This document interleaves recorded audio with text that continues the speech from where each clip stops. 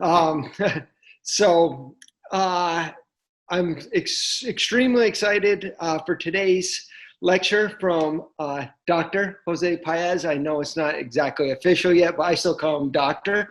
I'm going to do a brief introduction for José, and I'm going to turn it over to José to introduce his entire team that he has with him today, which is going to be absolutely amazing.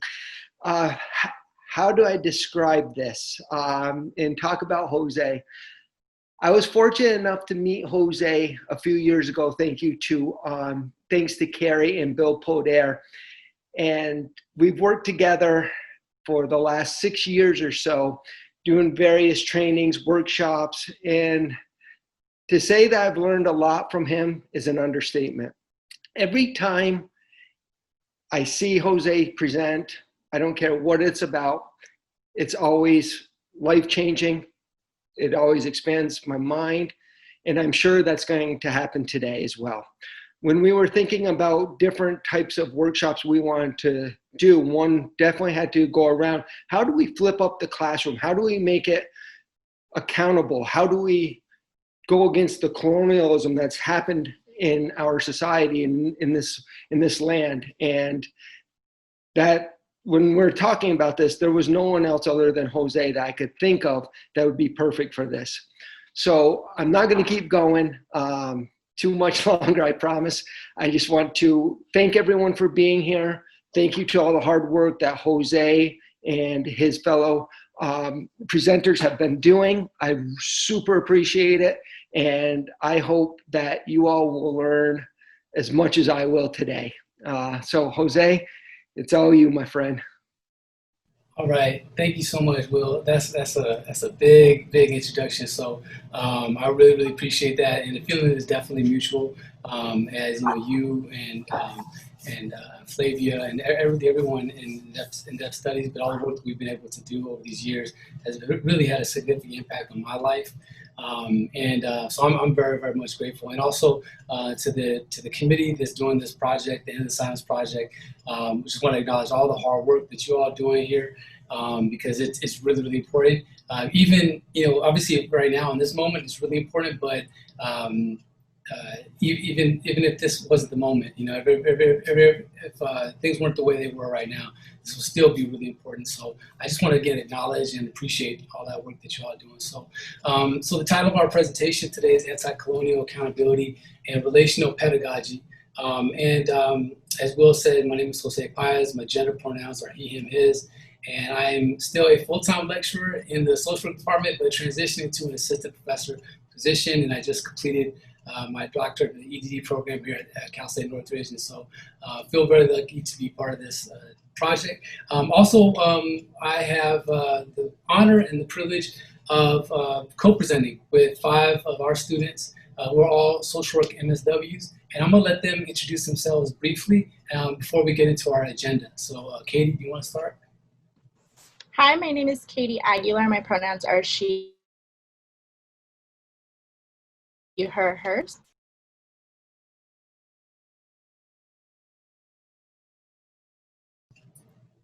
Go ahead, Alexis. Thank you. Okay, sorry, I didn't know if she froze. My name is Alexis Rosales, and my pronouns are she, her, hers. I am a cisgender, temporarily able-bodied Latinx queer woman who is also a first-generation college student living with anxiety. But most importantly, I'm a sister, a daughter, I'm a tia, and I'm a caretaker. Thanks, Alexis. Monica? Yes, thank you, Dr. Paez. My name is Monica Montoya. My pronouns are she, her, hers, and I'm super excited to be sharing this virtual space with you all. Okay. Melissa? Thank you. I'm Melissa Hernandez here. My pronouns are she, her, hers, and I'm excited to get started. Great. And then Luna. Hi, everyone. My name is Xena Lermanda Del Aguila. My pronouns are she, her, hers, and ella, and I'm part of the 221 cohort. Super excited to be here today. And thank you all for those introductions, and it's really an honor, honestly, to get to do this, work with you all, to think about these topics critically. And I just wanted to share that, reaching out to the students, it was kind of last moment. To be honest, I wasn't able to get myself together and be better organized. But as soon as I put the invitation out, each of them jumped on it immediately and put a lot of effort and a lot of time into this to develop their ideas and share their ideas and their experience with us. And we're going to be talking about our experiences in the classroom together and what we think has been unique in the times we've had in trying to create a pedagogy that is rooted in relationality, that is has a critical analysis of colonialism, and that has purpose, intentionality, in addition to some fun, I think. Because, you know, when you talk about colonization or oppression or anything like that, this is not necessarily fun. But we do this at 9 o'clock in the morning and 7 o'clock at night. And so we are having these really intense conversations, but at the same time, I think we're able to come together and form some community and find joy in this work as well. But to get us started, when we start this project, we were thinking about the idea of weaving. And so what you're going to see throughout this presentation are different forms of knowledge that are being woven throughout. And we thought of knowledge not being constructed by one person or being the owner or the proprietor of one style of knowledge. As a matter of fact, we are trying to reject the idea of university in favor of the idea of pluriversity, where there's many ways of knowing. There's many types of knowledge across all of our intersecting identities. So as you'll see, we'll talk about different threads throughout this presentation. So the first thread that we're going to talk about is our connecting rituals that we use at the beginning of the class to center ourselves and bring ourselves into the space. We try to embrace all four quadrants of this medicine wheel that maybe some people have seen before, but the mental, spiritual, physical, and emotional. Because we know that people are trying to bring their full selves into the class. And so in order to do that, we do a few different rituals. And I'm going to turn it over to Monica and Melissa, and they'll lead us in brief examples of how we do that to set the tone and to set the vibe. So Monica. Yes, thank you again, Dr. Paez, and everybody for joining us today. So we're going to take a moment to really align our mind and body for some learning today by doing a few stretches. This is how we typically start our class because it's so important to give love to your body and really let your body acknowledge the space that it's in and being present with what you're doing. So wherever you're at today, feel free to do a few shoulder rolls backwards, then bring them forward a little bit. Do a few neck rolls. Listen to the cracking of the bones. Think about the last time you had a nice stretch. Now let's, cross our arms a little bit, move our wrists, paying attention to all parts of your body, and just stretch whatever you feel needs it now and throughout the presentation. And then just go ahead and relax once you're ready. Thank you. Thanks so much, Monica. Let's turn it over to Melissa. Hey everyone. So I'm going to be leading you guys in a short breathing exercise. This is something we do as part of our class rituals to really get ready for that learning, as Monica said. And this focuses more on the mind. So meditation is a practice of making space in our minds, and we need that space to be able to absorb new information and really be present in the moment for our conversations. And so we would typically do this exercise, I would say about 5 cycles, but really quickly with your eyes open, I ask that everyone just sit up with a straight back, planting both feet on the ground. And then we're gonna take some deep breaths together. So we're gonna inhale in and exhale out. Inhale deep and exhale slow. Inhale calm and exhale ease. Inhale smile and exhale release. And just really quickly check in to see how you're feeling. Hopefully everyone's a little bit more calm and relaxed, and we're ready to get started. Thanks so much, Melissa. When we, and thank you for modeling how we do these too. One of the things in thinking about this and bringing ourselves to the present moment is that we know that people have very busy lives. Your parents, your caregivers, your aunts and uncles, and playing all sorts of different roles or working multiple jobs. And so by the time you come to our class, as a teacher, I need to remember that. I need to remember that you're bringing all sorts of experiences in here. In addition, we are trying to build a community. And so part of the community is centering our breath, coming together in the present to look out for one another. And so that's a little bit of what we do there. And so again, thank you all for doing those opening activities. Second thread, moving from our connecting ritual, the second thread is really focusing on having a purpose and intentionality. And so part of the purpose is justice and liberation and freedom. And so we want to be intentional about naming the systems of dominance. Because if we don't naming those systems, then we really can't really deal with them. So to name those systems of dominance, let's first start off by acknowledging the lands that we're on, the traditional lands that we're on. And where CSUN is located is the traditional territories of the Tatavian people who have worked and lived on these lands since time immemorial. And to the south of the Tongva are the south of the Tatavian are the Tongva people. And then to the west and then the coast are the Chumash people. And obviously, wherever you're located, it's important to understand the traditional territories that you're on. In addition, though, we also want to acknowledge the way that our economy and the way that our country has been developed.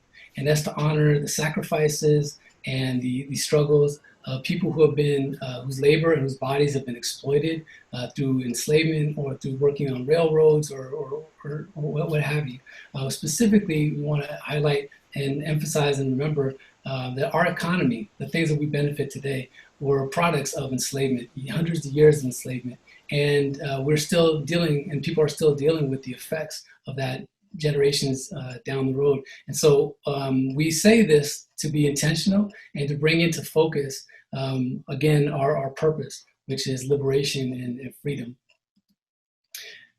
I would also like to say, when we do these land acknowledgements, to make sure that they have more substance than just simply acknowledging the land, we also want to acknowledge the work that your local tribes or your local nations are doing.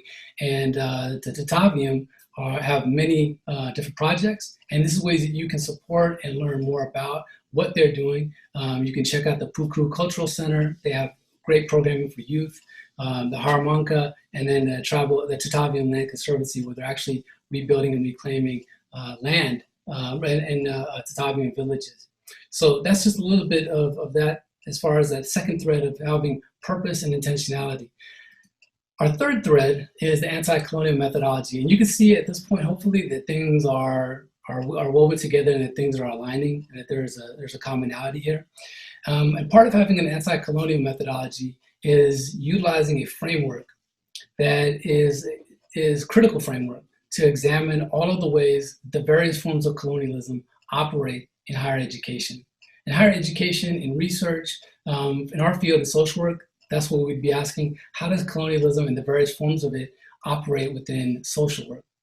And I take this definition from Dr. Dolores Calderon, who is an incredible scholar who wrote this particular article, Anti-Colonial Methodologies in Education. And I would really encourage people to check out Dr. Calderon's work moving forward. But again, this is also about being intentional and utilizing language around white supremacy, utilizing language around colonialism right from the very beginning. Okay, so let me talk a little bit about coloniality and part of naming these systems that we talked about. And so briefly, coloniality is the enduring practices or the lasting effects and policies of 500 years and ongoing of colonialism. And this is important for us to understand because, first of all, there is no nonviolent way to do colonialism.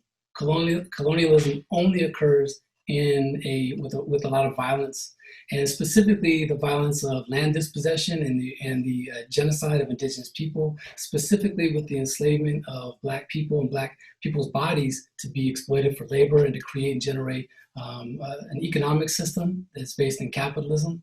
In addition to creating a gender structure that operates off a very rigid gender binary, as well as men being centered as the top and the head of everything in our world. And so what we end up with coloniality is these different types of supremacies. And these different types of supremacies are whiteness, wealth and materialism, militarism, heteronormativity, being cisgender, able-bodied, and hearing. And those are just to name a few. And I say hearing, just a quick example, and Will and Flavia and so many other people in deaf studies have really been gracious with me and helping me understand what it means to be a hearing person, which prior to knowing Will and knowing Flavia and some of my colleagues in the EDD program, I didn't realize that I was a hearing person. And the shameful part and the colonial mentality that I had was that I felt like I was just a normal person. And when you think you're just a normal person, you take for granted the fact that this world has been developed for and by hearing people to marginalize against deaf people. And so that becomes really important in centering and decentering perspectives, but also, again, naming these systems of dominance. So as we're naming these systems of dominance, we want to think about how does coloniality operate in our classrooms. For instance, how is whiteness being centered? How are men being centered? How is capitalism represented? And how is a cis heteronormative viewpoints represented in your curriculum? And we can, as faculty and as teachers, thinking about the different spaces we have, and this is just a few examples, we can look at our syllabuses, we can do an audit, we can look at our curriculum and see what kind of material are we centering again and again and again. Who are our referencemen or quote unquote referencemen that we keep going back to as the foundation without understanding any of the contributions or bringing to light or amplifying any of the contributions of Indigenous people, of Black people, of trans people, of deaf people. We could also look at our grading and evaluation schemes that we use in the classroom. And then our assignments. How are we developing those assignments and whose perspectives are getting centered and also whose perspectives are being decentered in that regard. So having said that, we're gonna bring in some of the student perspectives. And so at this point, Kadi is going to talk about how her social location affects and shapes her experiences in education, and specifically as to the why. Again, this is our purpose, the why that the classroom should be a place for liberation. So at this point, I'll turn it over to Kadi. Hi, everyone. So before I do get started, I just want to be transparent that me and Luna, who's another co-panelist, we were very nervous. We felt this need to be perfect and to memorize our whole thing, our whole speech and what we're going to talk about. And so today we're going to break those barriers. I have prepared a writing, and I'm most confident in my writing. I love my writing. So if you see me looking down, it's because I'm looking at my writing. But nonetheless, it's really authentic and genuine to my experiences and how we experience class. So I will start with my social location. So I'm a woman. I acknowledge that I'm oppressed by the patriarchy. I'm multiracial. I'm Black, white, and Mexican. Therefore, I acknowledge that I'm oppressed by white supremacy. I'm light-skinned, so I understand that I benefit from colorism. I'm 25 years old, so I benefit from ageism. I'm a first-generation college student, both undergrad and grad. Therefore, I have a certain level of access that not everybody has. I'm cis-hetero, meaning that it's part of my job to deconstruct the binary and be an ally for the LGBTQIA+ population. And lastly, I'm middle class, which also grants me a certain level of access. And I also identify as an abolitionist. And I say this because I'm still learning about abolition, but I know that my end goal and the end goal of abolition do align, and abolition overall leads to liberation. So for liberation in my education, my personal experience, I believe that it's important to include liberation in education. In my personal experience, I've been taught from a Eurocentric standpoint my entire life. The only time that Eurocentric wasn't the standard was in my ethics studies class, during undergrad, and Dr. Paez's class. As a woman of color, representation is important to me. Additionally, it is important for me to feel valued, and I feel most valued when I am seen as a peer rather than a student in my classes. I have felt this way in Dr. Paez's class as well as Dr. Ojeda's class. Specifically in Dr. Paez's class, most of the articles we read were written by Black, Indigenous people of color. This kept my attention since I value representation. Additionally, it helped me learn about various issues that were and have been going on in the world. One specifically that stood out to me was when we read about decolonization. Prior to that read, I had never heard of the term decolonization, nor did I understand the impact and importance of giving the land back to Indigenous people. Overall, from Dr. Paez's intentionality, I was able to learn that the world wasn't as great and grand as I had been taught. This is because I had always been taught from a white, male, cis heteronormative and capitalistic lens. Once I had heard from authors like Audre Lorde, Bell Hooks, Michelle Alexander, Dr. Alameda, and countless others, I was able to understand that the world is in desperate need of care, love, attention, and liberation. Having this new lens helps me to understand my role in the world as a disruptor, a healer, and a learner. And liberation for all is the goal, and we cannot have that without acknowledging and actively dismantling oppressive systems. The Black Lives Matter movement was created in after now in 2020, it has finally gained international attention, and the call to action is now. As a mixed Black woman, I can say that I am tired in every way of seeing on social media and the news that another Black person has been harmed by systemic oppression. We as Black people know this struggle all too well, which is why often many of us will check other rather than Black or African American when filling out an application that asks us to state our racial identity. We know this oppression too well, and we are tired. That's why it is time for allies to step up and use their privileges. Additionally, Black trans women are being killed at disproportionate rates. So far, as of today, this morning I checked, at least 26 transgender or gender nonconforming people have been fatally shot or killed by violent means.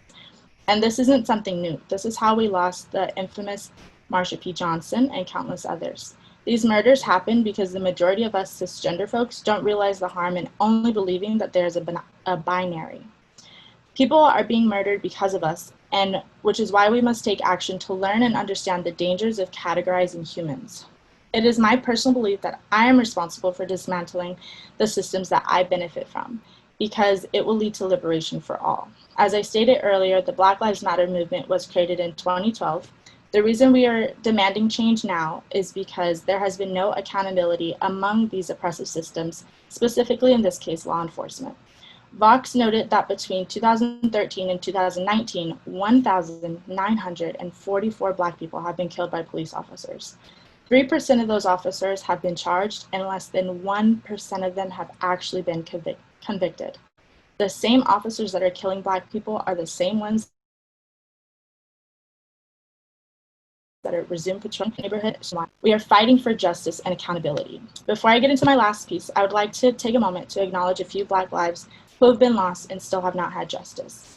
Breonna Taylor, Nina Pop, Tony McDade, Tatiana Jefferson, Alton Sterling, Philando Castile, Stephon Clark, Tamir Rice. Their lives matter. Black lives matter. And I know that this is a lot, so I do want to give a piece about resting. My favorite quote is by Banksy. If you get tired, learn to rest, not to quit.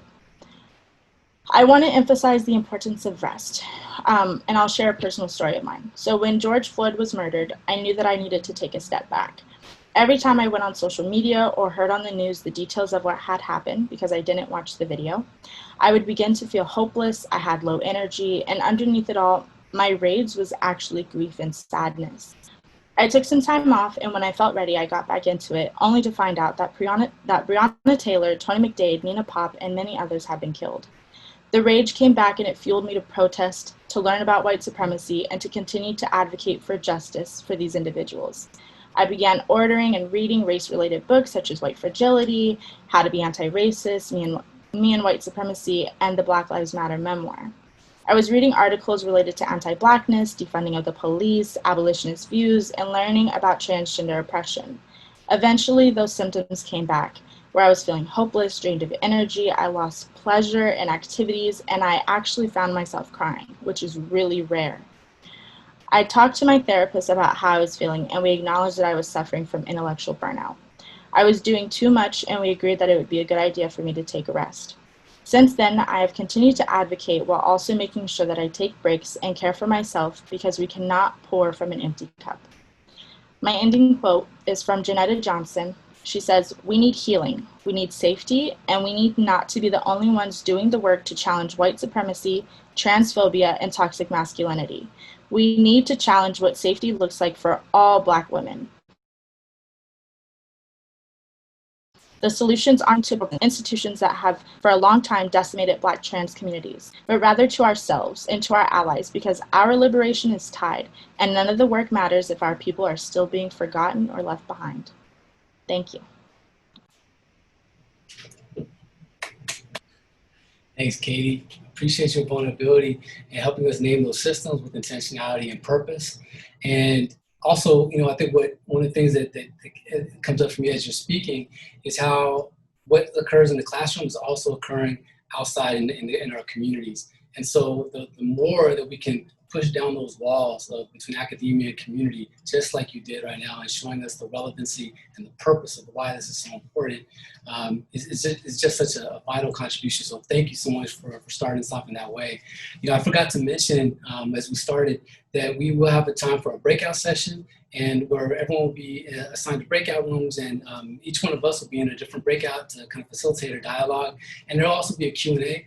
And in addition to that, if you have questions and comments right now, reactions right now, go ahead and use the chat. Or if you just want to show love and you just feel like what people are saying here, you're resonating with, and you're feeling like, yeah, I'm on point. Keep going. That's dope. Let that be known in here as well. Use the chat for that effect as well. So thanks again, Katie, for getting us started in such a strong and powerful way. So our fourth thread is relational accountability. And when we think about relational accountability, and I borrowed this idea from Dr. Sean Wilson, who's an indigenous Cree scholar. And he talks about the fact that we are all interdependent. He says that relational accountability is a process of systematically bringing relationships into consciousness and becoming accountable with, for, and to them. And these relationships exist beyond just between people, but they also exist between our land, between animals, between everything that's around us. In fact, they say that we are not just in relationships, but we actually are relationships. And this is a vital component as far as, I think, an anti-colonial practice of centering relationship and centering the interdependence that we have with one another, because this will affect the way we think of power, and this will affect the way that we think about our connection and the work that we do with students. So having said this, let me transition this to Alexis. Alexis is going to share about the impact of a westernized education and why relational accountability is so vital to critical learning spaces. So Alexis. Thank you, Professor Paez. Before I start, I just really wanted to acknowledge the art by Christy Sandoval. She is from Pacoima, and this is part of the Pacoima's Mural Mile, which has a bunch of murals, and it's just one of these two pieces were one of her ways of showing her own evolution as a woman, and also about the transition and the transformation that her community is currently going through. Which again is Pacoima, which I kind of resonated with because I grew up in Silmar, so we're pretty close.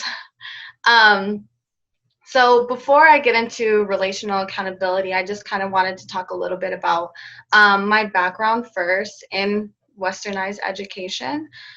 So personally, I've always felt like I drifted through the education system. I was physically there, but mentally I never felt connected within the system.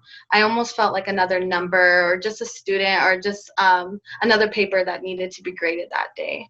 And I didn't realize until now that this impacted the way I viewed myself. As a Latinx woman, my strengths were not necessarily valued in the classroom.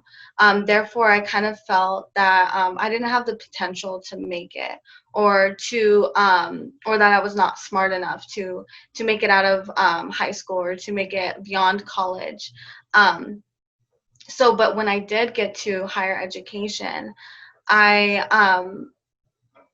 definitely felt the need to try harder, to try to prove myself, and to get this 4.0 and create unrealistic expectations for myself, all at the expense of my mental and physical health. I strongly believe that this mentality really came from the foundation that this country thrives off of, which is a majority, like capitalism, patriarchy, similar to what Paez was saying about coloniality. Our worth is based off productivity rather than relationships that we create and we share, as well as having to work harder just to be taken seriously as a woman. I've experienced firsthand an advisor telling me, I was first a computer science major and now a social work major, but I had an advisor telling me, just based off appearance, that maybe I should switch from sciences to something less challenging. And at that moment, I was like, okay, yeah. But now I see how detrimental that was to the path that I could have taken, or, you know, to who I am now. The foundation of universities is definitely something that is rooted in coloniality. Us Latinas have to make room for ourselves, and we have to force ourselves in. We have to fight for things that our counterparts do not necessarily have to fight for. We have to fight for ethnic studies, for queer studies, and just visibility, some representation in everyday curriculum.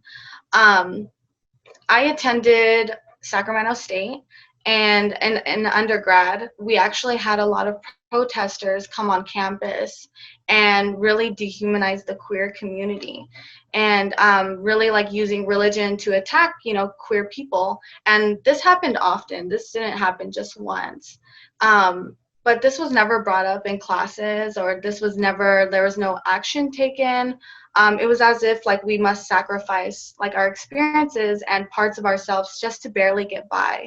And I definitely want to acknowledge that not all of us get by, not all of us have that support to get by. And it would have been made so much more of a difference if just a professor acknowledged that, oh, this is going on in campus today, maybe I should check in with like my students. And this doesn't necessarily have to be a whole group discussion, but this could also just be put out, like, if anyone needs extra support, like, I'm acknowledging that this is happening. So, you know, it makes like queer people feel a little more safe. And so I kind of want to go more into relational accountability now. So the shift that I felt in my education, where I actually started to feel more connected and engaged, which I'm sure is kind of a lot what everyone else experiences too, is with ethnic studies. Chicana studies is the class I particularly felt super drawn to. I had a Chicana professor who really centered her students' experiences. On the first day, when, you know, usually get your syllabus and you leave usually early, but on the first day she made us write an essay, which sounds super intimidating, but actually it was who we were and who she wanted us to know. She wanted us to know like who we were and where we came from and our identity, and I've never experienced something like that. She always asked for constant feedback and really wanted to learn from us too. It was all about reciprocity, and she really gave us permission to kind of like be ourselves, to heal and learn about being Latinx women in the classroom. When I felt interconnected to the material, to my professor, to my own roots, my own cultural roots, my learning experience felt almost like a shift. Like it felt expansive and so much more valuable than what I've learned from traditional textbooks. But so more specifically, Professor Paez is also really amazing at bringing that anti-coloniality anti-coloniality in the classroom. And so I just kind of wanted to point out a couple things that he did, just so maybe these are small things that you can make changes in your classroom or anywhere really. So we would do check-ins or on like non-school related stuff. And he would just ask us like how we were doing, what was going on in the world, just acknowledging that we're human beings, we're in this place together, and there's other things going on besides just school. We also sat in a circle. It felt a lot of more community-based. as well as we did a lot of breakout groups. So every time we would do group work, like it was, you didn't go into a class and you knew you were going to work together. And so it was kind of a way for us students to build that relationships with each other and really process what we were unlearning and then also learning in the classroom. As well as I felt the need to just say that like Professor Paez always allowed us to express ourselves through like vulnerability, through our even laughter, and creatively. We did a lot of visual projects, and that was really a way for us to kind of be vulnerable and like laugh together. And it was just really like a great experience that really centers relationships. And lastly, constantly asking for feedback. He always wanted to know like what our insight was, what he could do better, and what we could do better as well. It was a very collaborative experience. And so lastly, I just strongly believe that we need to shift away from this westernized based education where we value and center our students rather than their scores or their grades. Creating this environment where learning is not a power struggle, but a collaborative experience. When you center relationships rather than grades and discipline, it instills almost a safe environment to be human, to make mistakes, to participate, and to really be in the here and now to be able to learn. As well as a little bit more on discipline tactics. I really had to think about how this showed up in college, because discipline tactics are used to reinforce structural norms of white supremacy, cis heteronormativity, and patriarchy. In college, discipline looks like having a zero tolerance policy, really strict and rigid syllabus. I would say like public shame and like threats in a way, and a lack of transparency and mentorship. Lastly, we cannot ignore the fact that we are connected to one another. We are relationships, something that Professor Paez said earlier. We pour into those who pour into us. Westernized education does not only decenter from one another, but it decenters us from ourselves, our ability to learn, and our innate nature to create and be relationships.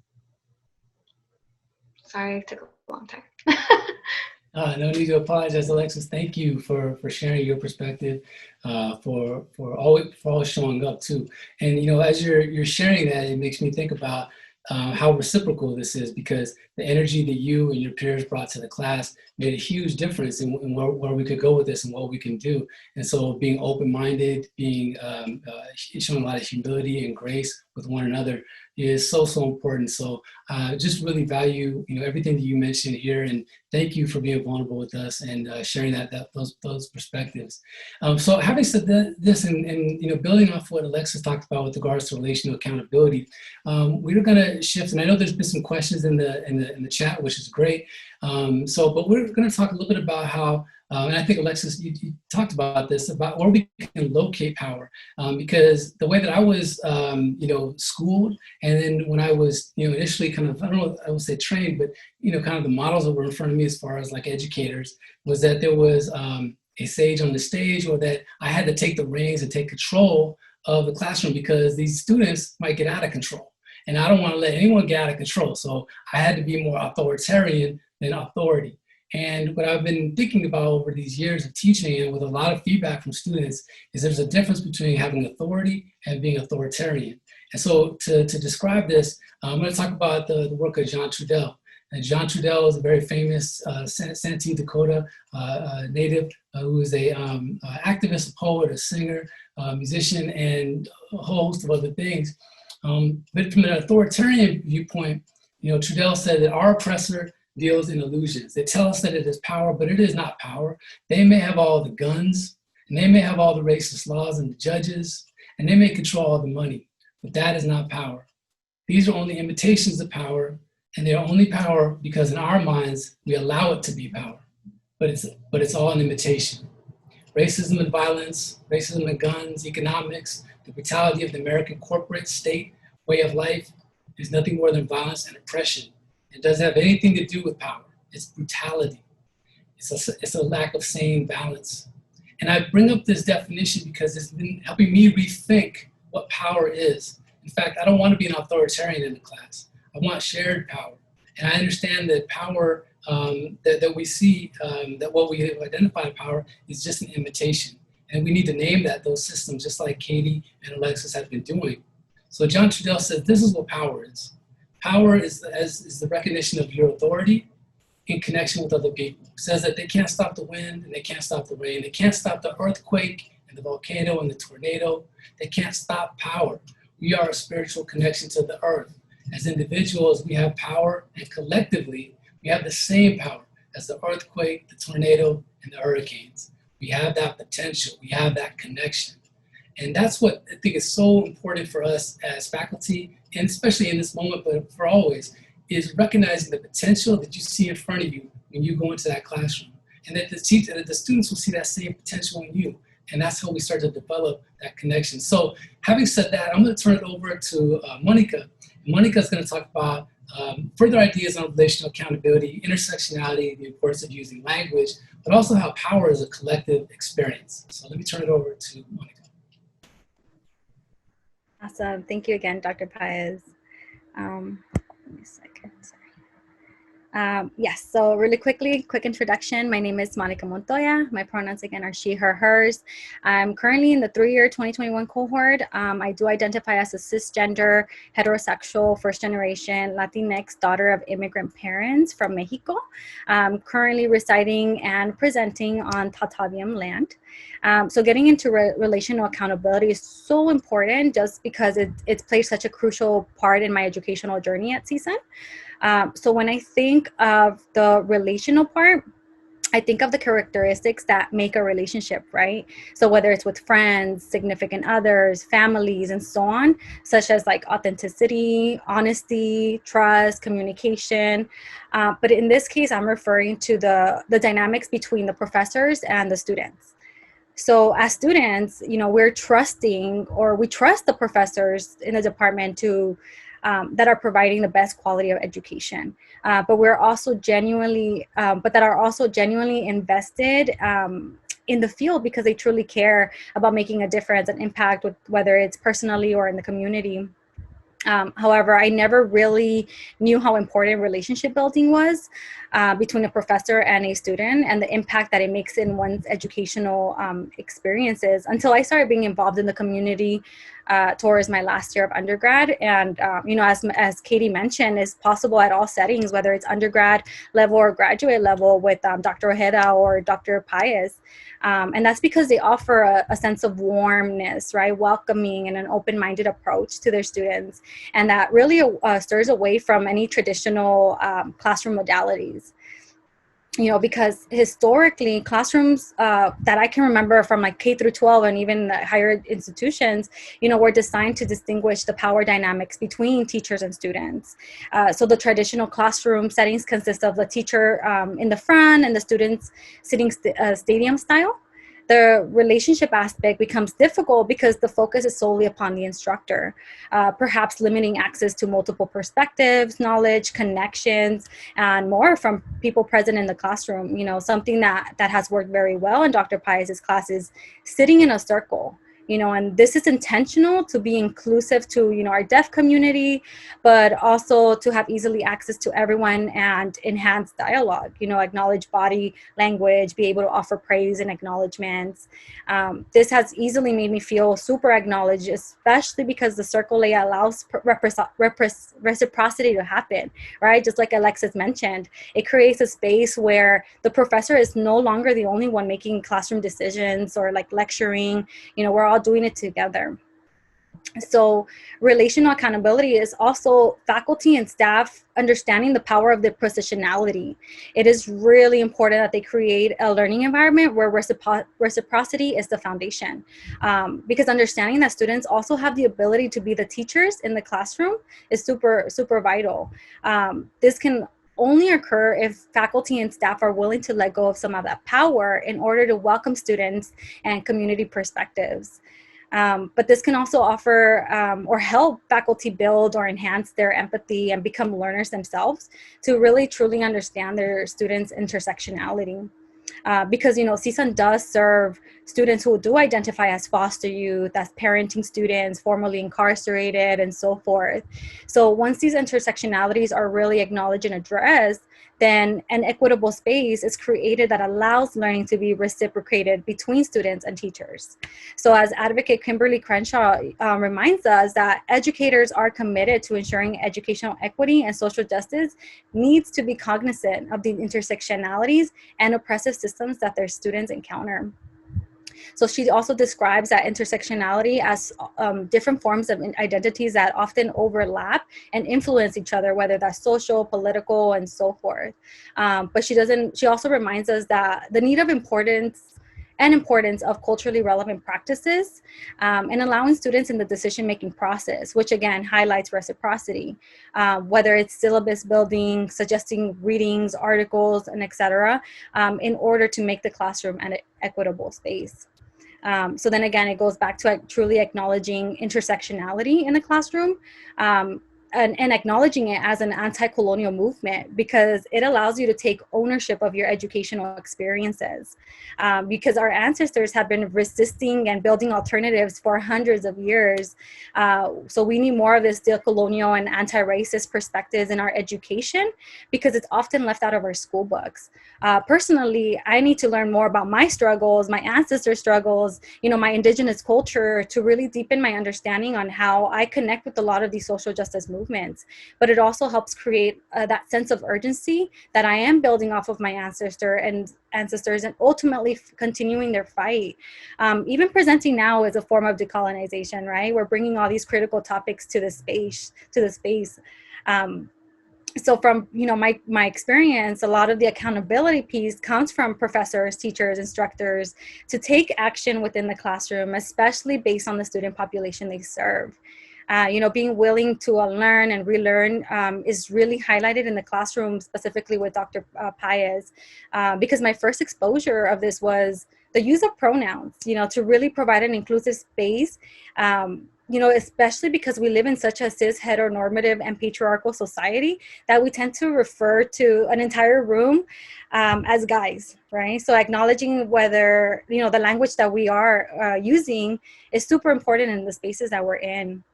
That would definitely make a difference whether a student is active or disengaged in the classroom.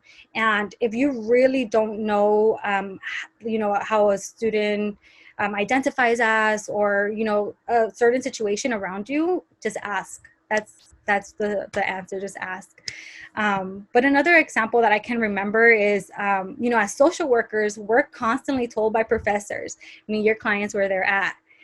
But again, I want to highlight intersectionality in the classroom, and, hoping that and expecting professors to also meet their students where they're at, which has actually worked beautifully in the classroom with Dr. Paez, where he reviews the syllabus with us and asks us how we feel about it, and if there's anything that we would want as a cohort to modify, but he also tailors his lectures, allowing a few minutes to process any current events, just like Alexis mentioned, but also time to align our mind, body, and spirit, which is super important in sustaining ourselves as the multiple roles we play, right? So students, daughters, friends.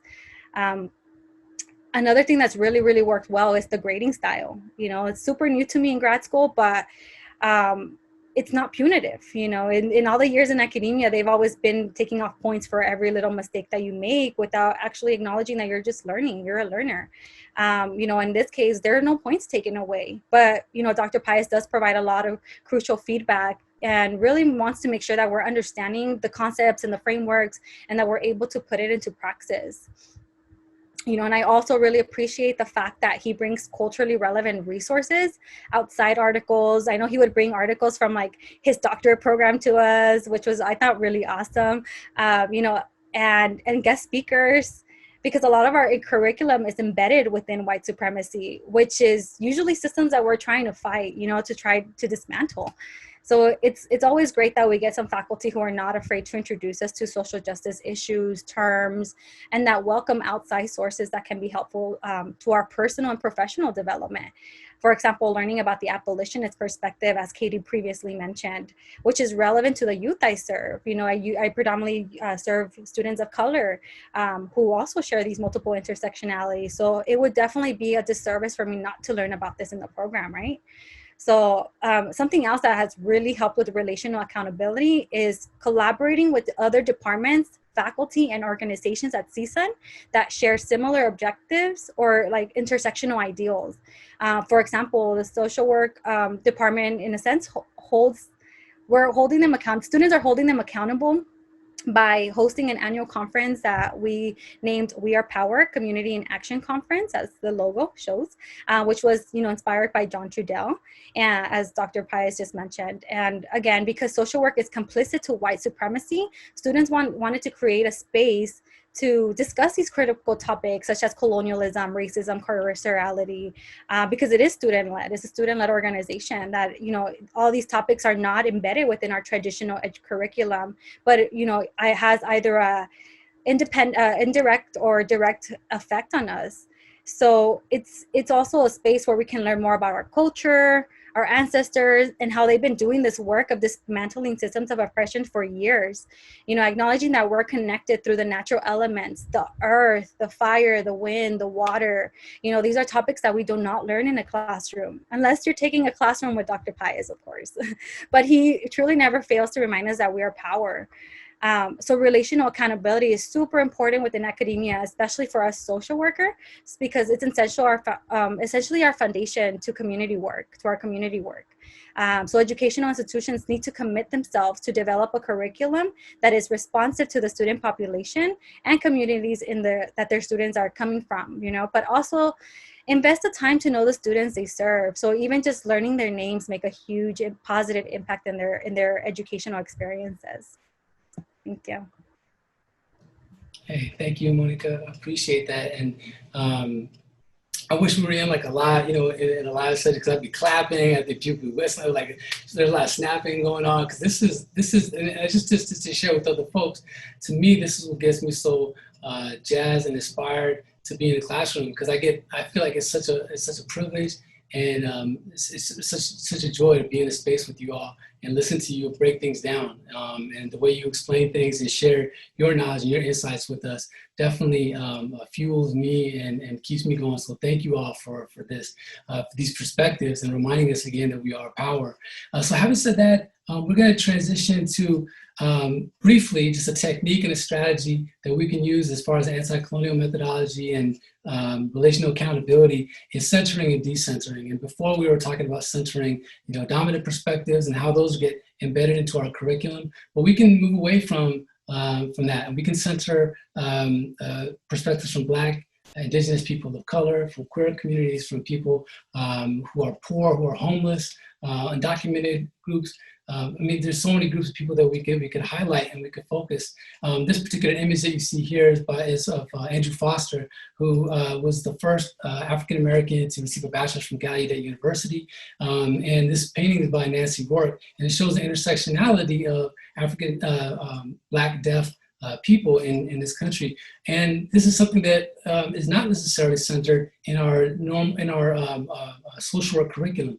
I almost said like our normal, because that's what it is, our normal, I should say really white, Eurocentric, able-bodied, autist curriculum.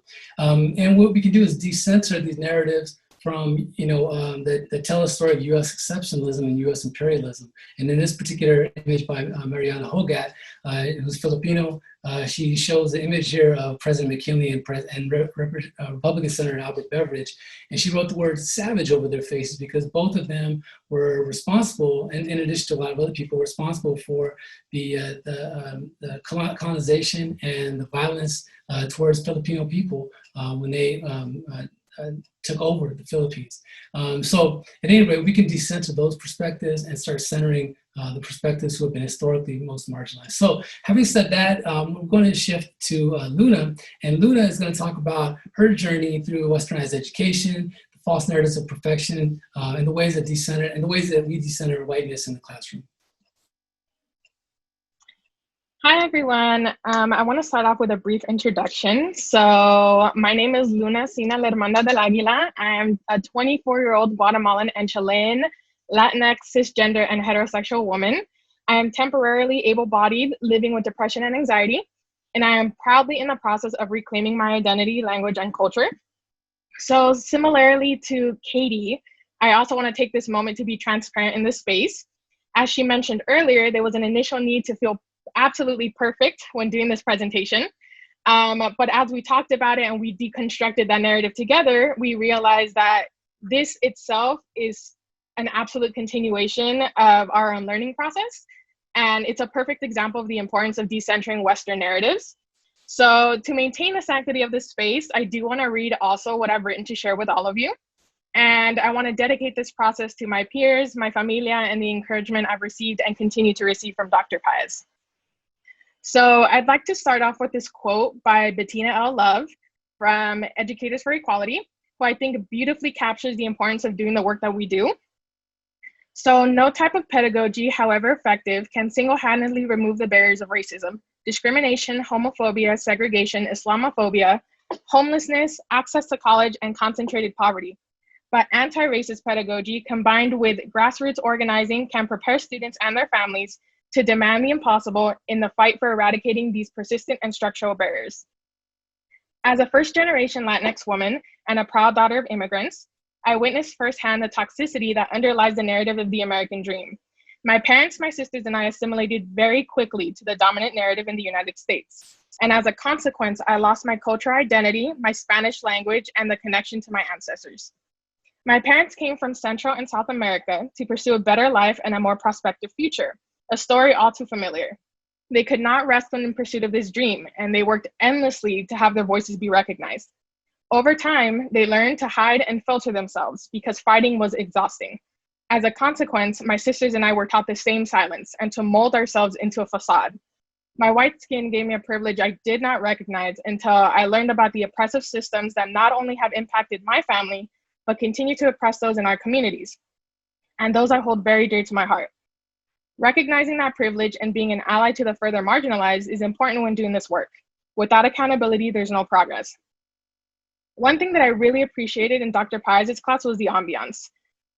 Specifically the shift in professor versus student dynamics that came as quite a shock, but I consider now a very essential component of the unlearning process. Class initiated, as you all saw, with a breathing exercise and a check-in, which I believed very firmly that centered us, the students, in the present moment. I appreciated that pause because it wasn't until then that I noticed that we're always so rapidly on the go and on the move that we rarely take a moment to actively listen and be fully engaged and present with those around us. Another important component of that space is being vulnerable and transparent with those involved. Individualism is highly praised in Western society, and that was something I chose to quickly unlearn. Communities coming together does wonders for liberation and healing. The fact that I was able to be in a space with my peers and talk about people like Audre Lorde, Gloria Anzaldua's 7 stages of conocimientos, otherwise known as the 7 stages of higher consciousness, and the powerful voice of bell hooks was something I really appreciated. I could actually connect and relate with those people. I wasn't stuck in limbo anymore. Reading and learning about stories of Black, Indigenous people of color was valued and appreciated. Visibility in academia is super important. Another thing I really appreciated was that we weren't afraid to talk about history, like the genocide of Indigenous peoples or the residual impact of generations of slavery, no matter how hard it was, because discussion is the gateway to process and healing. To omit is to erase. In the space we shared, we center our own lived experiences and those of our ancestors. And this was beautifully done through discussions surrounding intersectionality, the impact of coloniality in different parts of the world, and in assignments that encouraged us to talk about the elders in our family, something that I found very precious in that moment. This encouraged me to break the silence that plagued my family and I. And it reminded me that I too can make a difference, that I too can help amplify the voices muffled by white supremacy and the cis heteropatriarchy. Given the lack of, or negative sometimes, representation of Latinx peoples and families, we learned that silence was also crucial to surviving our realities. We silenced our voices, our lived experiences, and the hardships we faced, and our cultura. The consequence of this silence was self-hate, the idea that I personally was not good enough regardless of the spaces I occupied. This self-hate permeated into my relationships, my perception of self, and the environment I was in. We don't often talk about the dangers of erasure or the violence of coloniality and the importance of decentering from whiteness, but if we don't, the consequences are dire. in class through reading content such as White Fragility by Robin DiAngelo, The New Jim Crow by Michelle Alexander, and Liberation-Based Healing Practices by Rhea Almeida, we created a space where decentering whiteness was emphasized and encouraged. Because of this new lens, we're able to understand that systems are driven and maintained by white supremacist ideologies, and that we're able to disrupt and question these systems in power. Just a simple act of disruption alone is decentering from whiteness and the dominant narrative. People of color learn that whiteness is superior. To achieve bliss, success, love, and self-worth, assimilation of whiteness is necessary. But by shifting this focus, we become aware that the idea of whiteness perpetuates violence among our communities. And with all of this comes the necessity to rest and take care of ourselves. So to quote Dr. Rosales Meza, I rest for my ancestors who weren't allowed the dignity of being human. To rest is to honor myself, my familia, and those before me. But the work does not stop there. The importance of this work extends outside of the classroom. Personally, I'm involved in multiple groups while pursuing my master's in social work degree at CSUN. The first is called Docs and Talks within our CSUN MSW program, where we shed light on topics like reproductive justice, LGBTQ rights, food sovereignty, and police brutality, and create a space for raising critical consciousness and for any and all willing to participate. Another is CSUN Puede, to reclaim and reconnect with my cultura, lenguaje, meaning language, and identity as a Guatemalan and Chilean Latinx woman. And lastly, I'm also a crisis worker for the Trevor Project, where I offer confidential and secure support to LGBTQ youth and allies through any and all crises, with a primary focus on suicide prevention. To conclude, we need to stray from idolized individualism to make progress towards liberation for all. Adaptability, compassion, and taking the position to do more is so valuable for healing. There's an inherent importance in feeling safe and feeling heard. Community-based education and perspective creates a space for empowerment and growth, which is crucial for the revolution and for real change. I'd like to end with a quote by Audre Lorde to serve as a gentle reminder for you and me both. Your silence will not protect you. I appreciate y'all hearing me out. And now that I've concluded, I want to go ahead and introduce Melissa. Melissa is now going to share her journey towards challenging dominant norms, breaking the silence, and empowerment. Thank you, Luna, for those powerful words, Ben. Everything hits the heart. So thank you. I want to acknowledge all of my peers that shared and Dr. Paez for inviting us here to share our stories. So I too also prepared anxious speaker, so throw that out there. But before I do that, I just wanted to give you a little background on myself. So I'm currently also in the MSW program. I'm going to be starting my second year, and I'm part of the 322 cohort. I identify as cisgender, hetero, Chicana within the Latinx community because there's so much diversity within our Latinx communities. So I'm here to share my experience with my education institution. However, my understanding of the American education system starts with the struggle of my father. Like many immigrants, he came to the US as a child with 8 siblings and parents. As a child, I always wondered why my pops always, mostly spoke English when my mom spoke Spanish in our home. I asked him, and he told me how much he hated school because it was where he was forced to learn English, where teachers would hit him with a ruler for speaking Spanish. School is where he was first labeled as an ignorant spick. His education taught him to be ashamed of who he is and to reject his cultural heritage. He learned to assimilate. By doing so, he lost a big part of his identity. It also created a barrier of to his relationship with his parents, who because he refused to speak Spanish in a home with parents who spoke little to no English. Those feelings of isolation, inferiority stayed with him, and he passed them on to little meek me. Throughout my K-12 journey, I was labeled as a pleasure to have in class. I reflected on why I merited this comment. I envisioned my younger self, quiet, submissive girl with a great ability of remaining invisible. Much of my academic experience required that I sit back as an individual with no valuable contribution to offer, there only to receive what I was lacking. My education was not my own until I entered graduate school, unfortunately, where I have been asked to share my lived experiences and embrace them. Dr. Paez's classroom is unlike any other because he does not claim to be an expert on a subject, but rather presents his pupils with facts and acknowledges the white supremacy and colonial settlement trends throughout history. He includes the perspective of the oppressed, which has been eliminated from traditional American history taught in schools, and exposes the harms that have been committed by having whiteness structure the center of American society. He then calls upon his pupils to share their lived experiences, to identify how their and their people's voices were silenced. This experience is compelling as it engages the classroom in meaningful, vulnerable, and relevant conversations.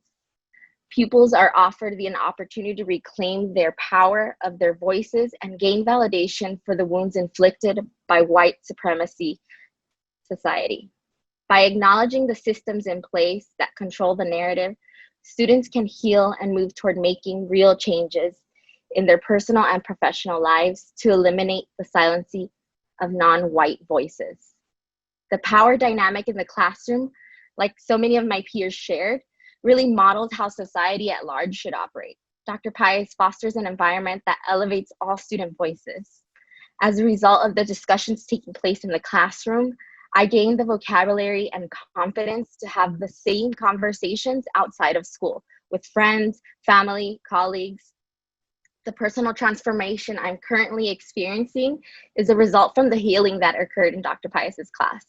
I was given a space to comprehend and dissect the injustices I experienced and witnessed within my communities. As a result, I was compelled to take action at the start of the recent civil unrest and the Black Lives Matter movement.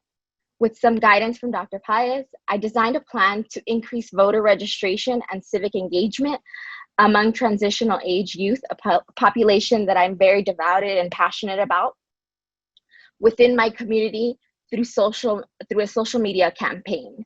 The project is important to me because it aims to empower the next generation to create on a more active role in civic engagement. Developing this campaign has reaffirmed the power that I have as an individual, and more importantly, the power we have as a community to build the change we wish to see in society.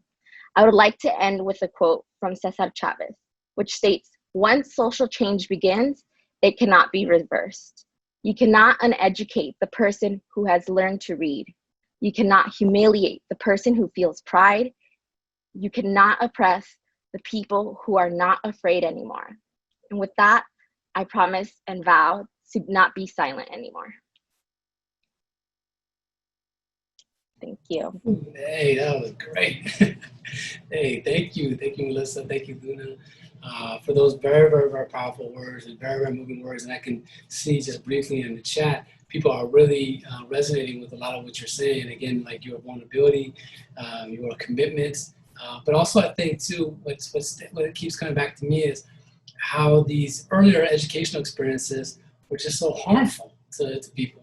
And I think, even thinking about my doctoral program, I heard so many stories from people going through doctoral programs and letting me know about the scars that they had and the wounds that they had incurred going through this educational process. And to me, I keep thinking, like, education does not need to be violent.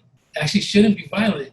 Like you shouldn't leave an educational setting in worse shape. You should feel more fired up, more passionate, more curious, more connected to all these different things. And instead, we have embraced an educational hazing, an educational system that has really refused to be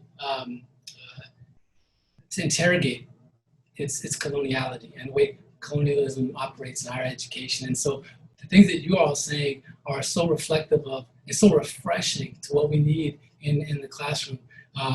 The other thing I wanted to mention is this transformation that all of you have talked about. And we've been talking a lot about reciprocation, but as we're thinking about this, your transformation, finding ways to reclaim your name, your language, your voice, your perspective, your identity is liberating. That's what liberation looks like.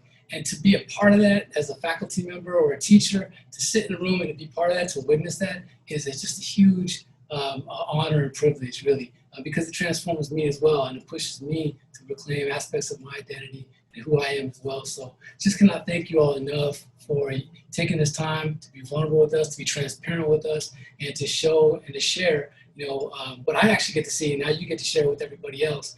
And I just feel really lucky that they get to see this. I know we have some questions, but I know we're going to hold off on answering the questions because we're going to go to breakout sessions next. So at this point, I think I'm going to turn this over to Amber. I don't know if Amber, if you're here, or if you're going to just put out the call for the breakout rooms. But essentially, each of us will be in a different breakout room, a different space. Everyone should probably get an invitation to that breakout room. We'll go there. I think we'll be there maybe about 15 to 20 minutes. And we posed a few questions for people to think about as you go to these breakout sessions. Maybe just initially, what was your first, what are the things that stood out to you during this conversation? And then maybe starting to think about how coloniality operates in your classroom or in your department. And then how can you practice relational accountability with colleagues, with students, and with your community. All of those things which have been talked about here today. So I'm going to stop here. I'll stop sharing the screen too and turn this over. Amber, are you Yes, I'm here. And are you going to send out the invitations for the breakout rooms? Yes, I will be doing it right now.